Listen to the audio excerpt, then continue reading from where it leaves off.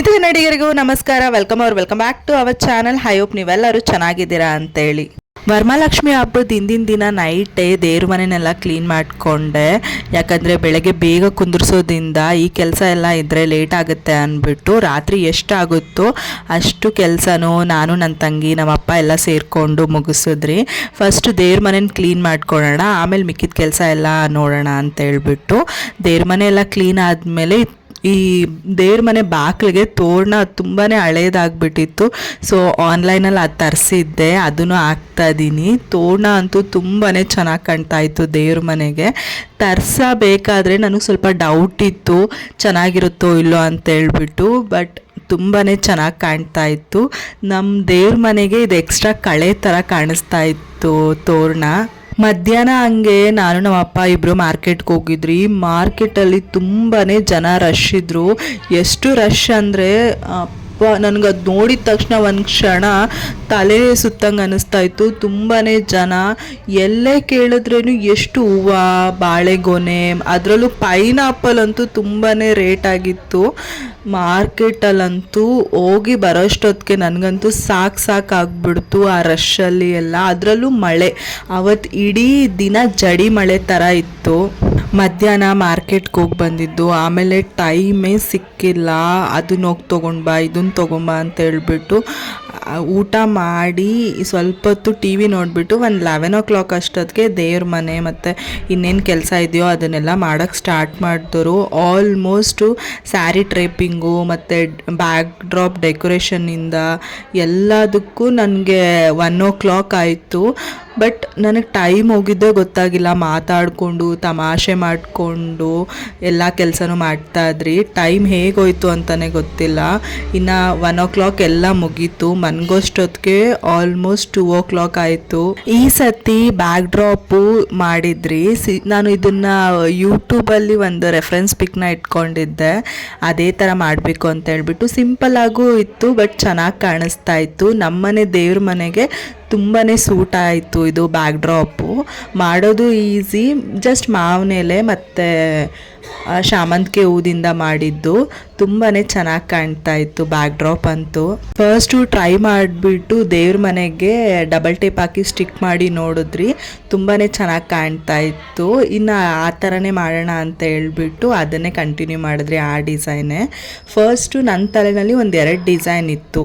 ಇದೊಂದಿತ್ತು, ಇನ್ನೊಂದು ಮಾವಿನ ಎಲೆನಲ್ಲೇ ಇನ್ನೊಂದು ತುಂಬ ದೊಡ್ಡದಾಗಿ ಫ್ಲವರ್ ಟೈಪ್ ಮಾಡ್ತಾಯಿದ್ರು, ಅದನ್ನು ಒಂದು ನೋಡಿದ್ದೆ. ಬಟ್ ಇದು ಸಿಂಪಲ್ ಆಗಿತ್ತು, ಚೆನ್ನಾಗಿತ್ತು ಅಂದ್ಬಿಟ್ಟು ಇದನ್ನೇ ಟ್ರೈ ಮಾಡಿದೆ. ಫೈನಲ್ ಆಗಿ ಈ ಥರ ಕಾಣಿಸ್ತಾ ಇತ್ತು. ತುಂಬಾ ಚೆನ್ನಾಗಿತ್ತು. ಇದನ್ನೆಲ್ಲ ರಾತ್ರಿನೇ ನಾವು ಮುಗಿಸಿದ್ರಿ. ಬೆಳಗ್ಗೆ ಇನ್ನು ಟೈಮ್ ಅಂತೂ ಸಿಗಲ್ಲ, ಬಿಕಾಸ್ ನಾವು ಒಂದು 8:30 ಅಷ್ಟೊತ್ತಿಗೆ ಕುಂದಿರಿಸ್ಬೇಕಿತ್ತು. ರಾತ್ರಿನೇ ಇದನ್ನೆಲ್ಲ ಮಾಡಿಕೊಂಡ್ರಿ. ಇನ್ನು ಬ್ಯಾಕ್ಗ್ರೌಂಡ್ ಡೆಕೋರೇಷನ್ ಎಲ್ಲ ಆದಮೇಲೆ ಸ್ಯಾರಿ ಟ್ರೇಪಿಂಗ್ಗೆ ನಾನು ನನ್ನ ತಂಗಿ ಕೂತ್ಕೊಂಡ್ರಿ. ಸ್ಯಾರಿ ಟ್ರೇಪಿಂಗು ಅಷ್ಟೇ ಎಷ್ಟು ಬೇಗ ಆಗೋಯ್ತು ಅಂದರೆ 20 minutesಲ್ಲಿ ಸ್ಯಾರಿ ಟ್ರೇಪಿಂಗ್ ಮುಗ್ದೋಯ್ತು. ನಾವು ಒಂದು 3 days ಬ್ಯಾಕೆ ಒಂದು ಸೀರೆನ ತೊಗೊಂಡು ನಾನು ನನ್ನ ತಂಗಿ ಟ್ರೈ ಮಾಡಿದ್ರಿ ಯಾವ ಥರ ಬರುತ್ತೆ ಅಂತ ಹೇಳ್ಬಿಟ್ಟು. ಸ್ಯಾರಿನೂ ಅಷ್ಟೇ ತುಂಬ ಪರ್ಫೆಕ್ಟಾಗಿ ಬಂದಿತ್ತು ದೇವರಿಗೆ.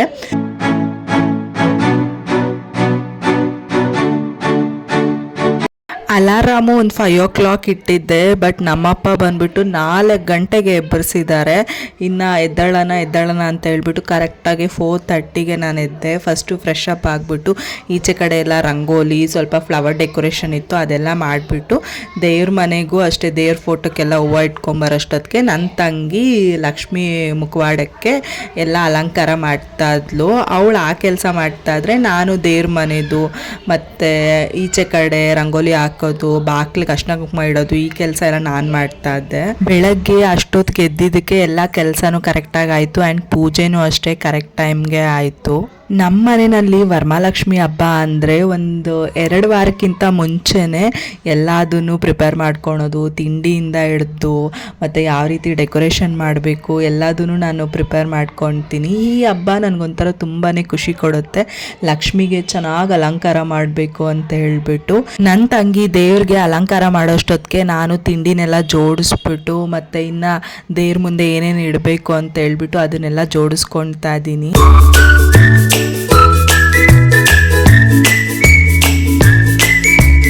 ಸತಿ ರವೆ ಉಂಡೆ, ಕರ್ಜಿಕಾಯಿ ಮತ್ತು ಪುರಿ ಉಂಡೆನ ಮಾಡಿದ್ದೆ ದೇವ್ರ ಮುಂದೆ ಇಡೋದಕ್ಕಂತ ಹೇಳ್ಬಿಟ್ಟು.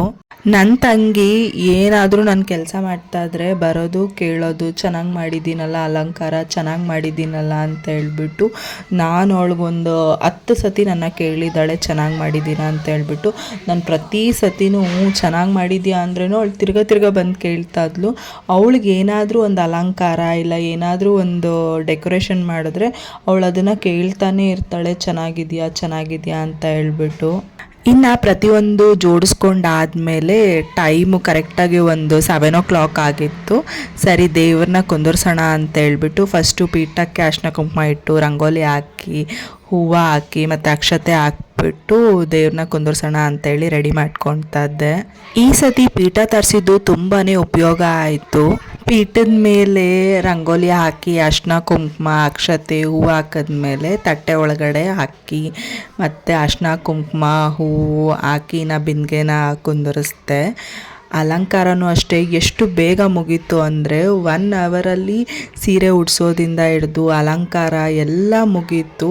ಸ್ಯಾರಿನ ಮುಂಚೆ ಟ್ರೇಪ್ ಮಾಡಿರೋದ್ರಿಂದ ಉಡ್ಸೋದು ಅಷ್ಟೇ ಈಸಿ ಆಯಿತು.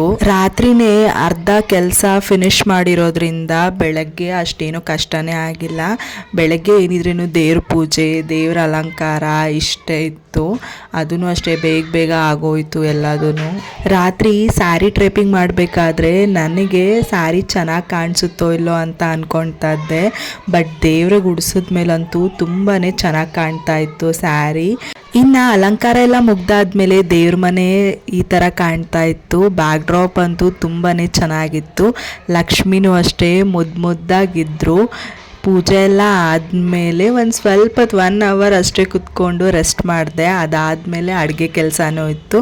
ಅಡುಗೆನೂ ಅಷ್ಟೇ ತುಂಬ ಸಿಂಪಲ್ಲಾಗೇ ಮಾಡಿದ್ದೆ. ಅನ್ನ ಸಾಂಬಾರು ಪಾಯಸ ಪಕೋಡ ಈ ಥರ ಸಿಂಪಲ್ಲಾಗೇ ಮಾಡಿದ್ದೆ. ಆವತ್ತಿನ ಡೇ ಯಾವ ರೀತಿ ಟೈಮ್ ಹೋಯಿತು ಅಂತಲೇ ಗೊತ್ತಿಲ್ಲ. ಅಡುಗೆ ಮಾಡೋಷ್ಟೊತ್ತಿಗೆ ಆಲ್ಮೋಸ್ಟ್ 2 o'clock ಆಗಿತ್ತು. ಇನ್ನು ಸಂಜೆ ಆದಮೇಲೆ ನಾನು ನನ್ನ ತಂಗಿ ರೆಡಿಯಾಗಿ ಫೋಟೋಸ್ ಇಟ್ಕೊಳ್ಳೋಣ ಅಂತ ಹೇಳ್ಬಿಟ್ಟು ವರಮಹಾಲಕ್ಷ್ಮಿ ಹಬ್ಬದ ದಿನ ನನ್ನ ತಂಗಿ ಫುಲ್ ಮಿಂಚಿಂಗ್ ರೆಡಿಯಾಗಿ. ಆಯಿತಾ ಬೇಬಿ ಹಬ್ಬ ಆಯಿತಾ? ಚೆನ್ನಾಗಿ ಕಾಣ್ತಾಳೆ ಇವತ್ತು ನನ್ನ ತಂಗಿ. ಹಿಂದೆ ಟರ್ನ್ ಮಾಡು, ಇನ್ನೂ ಟರ್ನ್ ಮಾಡು, ಅದನ್ನು ಮ್ಯೂಟ್ ಮಾಡು. ಚೆನ್ನಾಗಿ ಕಾಣ್ತಾಳೆ. ಹಬ್ಬ ಆಯಿತಾ? ಬೆಳಗ್ಗೆ ಮಾಡಿದ್ರಲ್ಲ ಈ ಸತಿ, ಏನು ಅನಿಸ್ತು ಅಷ್ಟು ಬೇಗ ಮಾಡಿದ್ದು? ಚೆನ್ನಾಗಿತ್ತಾ? ಸಂಜೆ ಕೆಲಸ ಎಲ್ಲ ಮುಗ್ದಾದ್ಮೇಲೆ ರೆಡಿ ಆಗಿಬಿಟ್ಟು ಫೋಟೋ ತೊಗೊಳೋಣ ಅಂತ ಹೇಳ್ಬಿಟ್ಟು ನಾನು ನನ್ನ ತಂಗಿ ಟೆರೆಸ್ಗೆ ಹೋಗಿದ್ರಿ.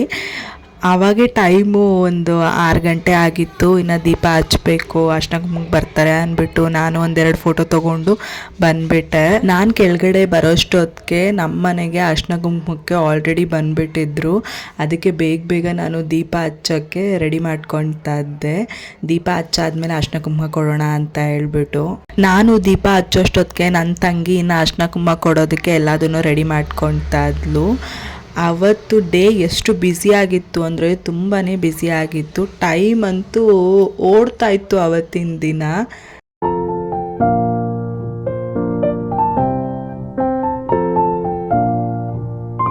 ಬಂದವ್ರ ಜೊತೆ ಮಾತಾಡಿಕೊಂಡು ಅರ್ಶಿನ ಕುಂಕುಮ ಕೊಟ್ಟು ನಾನು ಅರ್ಶಿನ ಕುಂಕುಮ ತೊಗೊಳಕ್ಕೆ ಅವ್ರ ಮನೆಗೆ ಹೋಗಿದ್ದು ಇದೆಲ್ಲದು ತುಂಬ ಚೆನ್ನಾಗಿತ್ತು.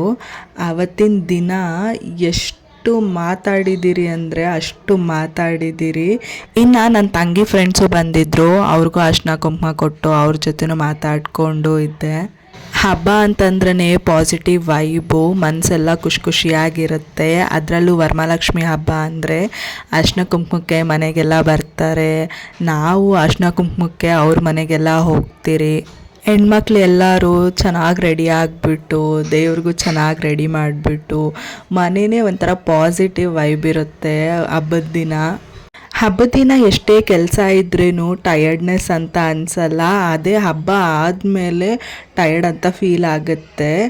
ವರಮಹಾಲಕ್ಷ್ಮಿಗಂತೂ ಆವತ್ತಿನ ದಿನ ಎಷ್ಟೇ ಕೆಲಸ ಮಾಡಿದ್ರೆ ನಿಜವಾಗ್ಲೂ ನನಗೆ ಟಯರ್ಡ್ ಆಗಿರಲಿ ಇಲ್ಲ ಸುಸ್ತಾಗಿರಲಿ ಏನೂ ಅನ್ನಿಸ್ತಾ ಇದ್ದಿಲ್ಲ. ತುಂಬ ಆ್ಯಕ್ಟಿವ್ ಆಗಿ ಖುಷಿಯಾಗಿದ್ದೆ. ಆ್ಯಂಡ್ ಇವರು ಬಂದುಬಿಟ್ಟು ನನ್ನ ನೇಬರು. ಈ ಅಕ್ಕನಂತೂ ತುಂಬಾ ನಾವು ಕಾಲು ಎಳಿತೀರಿ. ಅವರು ಅಷ್ಟೇ, ಏನೇ ನಾವು ಕಾಲು ಎಳೆದ್ರೂ ಪಾಸಿಟಿವ್ ಆಗೇ ತೊಗೊಂಡು ಅವರು ನನಗೆ ಅದೇ ಥರ ಕಾಲು ಎಳಿತಾ ಇರ್ತಾರೆ. ನಮ್ಮ ಮನೆಗೆ ಯಾವಾಗ ಬಂದ್ರೂ ಅಕ್ಕ ಮಾತ್ರ ಕಾಮಿಡಿ ಮಾಡಿಕೊಂಡು ಇಲ್ಲ ನನ್ನ ತಂಗಿನ ಕಾಲು ಎಳೆಯೋದು ಇಲ್ಲ ನನ್ನ ಕಾಲು ಎಳೆಯೋದು ಎಲ್ಲರನ್ನೂ ಅಷ್ಟೇ ನಗಿಸ್ತಾನೆ ಇರ್ತಾರೆ. ಅವ್ರ ಮಗನೂ ಅಷ್ಟೇ, ಅವನು ಎಲ್ಲಾದರೂ ಈಚೆ ಬಂದರೆ ತುಂಬ ಸೈಲೆಂಟಾಗಿರ್ತಾನೆ. ಮನೆಯಲ್ಲಿದ್ದರೆ ಅವನು ಅಷ್ಟು ತೀಟೆ ಮಾಡ್ತಾನೆ. ನಾನು ಅದನ್ನೇ ಇವತ್ತು ಅವನ್ನ ಕೇಳ್ತಾ ಇದ್ದೆ, ಏನು ಇವತ್ತು ನೀನು ತೀಟೆ ಮಾಡ್ತಾಯಿಲ್ಲ, ತುಂಬ ಸೈಲೆಂಟಾಗಿದೆಯಾ ಅಂತ ಹೇಳ್ಬಿಟ್ಟು. ಇನ್ನು ನನ್ನ ತಂಗಿ ಫ್ರೆಂಡು ಬಂದಿದ್ದರು, ಅವ್ರಿಗೂ ಅರ್ಶಿನ ಕುಂಕುಮ ಕೊಟ್ಬಿಟ್ಟು ಅವ್ರ ಜೊತೆ ಮಾತಾಡಿಕೊಂಡು ಇದ್ದೆ. ನನ್ನ ತಂಗಿ ಏನೋ ಹೇಳ್ತಾ ಇದ್ಲು, ಅದನ್ನೇ ಅವ್ರ ಜೊತೆ ಡಿಸ್ಕಸ್ ಮಾಡಿಕೊಂಡು ಮಾತಾಡ್ತಾ ಇದ್ದೆ. ಈ ಲಾಗ್ನ ಇಲ್ಲಿಗೆ ಎಂಡ್ ಮಾಡ್ತೀನಿ. ಲಾಗ್ ಇಷ್ಟ ಆದರೆ ಲೈಕ್ ಮಾಡಿ, ಶೇರ್ ಮಾಡಿ ಆ್ಯಂಡ್ ಕಮೆಂಟ್ ಮಾಡಿ. ಆ್ಯಂಡ್ ಇನ್ನೂ ನನ್ನ ಚಾನಲ್ನ ಯಾರೆಲ್ಲ ಸಬ್ಸ್ಕ್ರೈಬ್ ಮಾಡ್ಕೊಂಡಿಲ್ಲೋ ಪ್ಲೀಸ್ ಸಬ್ಸ್ಕ್ರೈಬ್ ಮಾಡಿಕೊಂಡು ನೋಡಿ. ಆ್ಯಂಡ್ ಎಲ್ಲರಿಗೂ ಹ್ಯಾಪಿ ವರಮಹಾಲಕ್ಷ್ಮಿ. ಆ್ಯಂಡ್ ನೆಕ್ಸ್ಟ್ ಲಾಗಲ್ಲಿ ಮತ್ತೆ ಸಿಗ್ತೀನಿ. ಬಾಯ್.